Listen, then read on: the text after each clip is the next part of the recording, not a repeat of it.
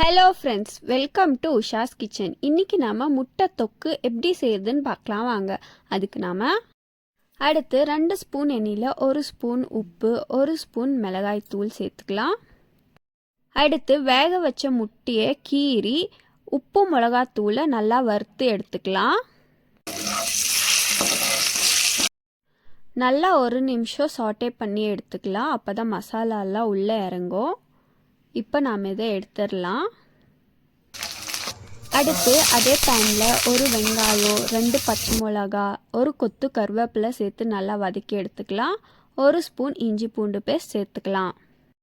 இஞ்சி பூண்டு பேஸ்ட்டோட பச்சை வாசனை போனதுக்கப்புறமா 2 தக்காளியை அரைச்சி சேர்த்துக்கலாம். அரை கிளாஸ் தண்ணி சேர்த்துக்கலாம்.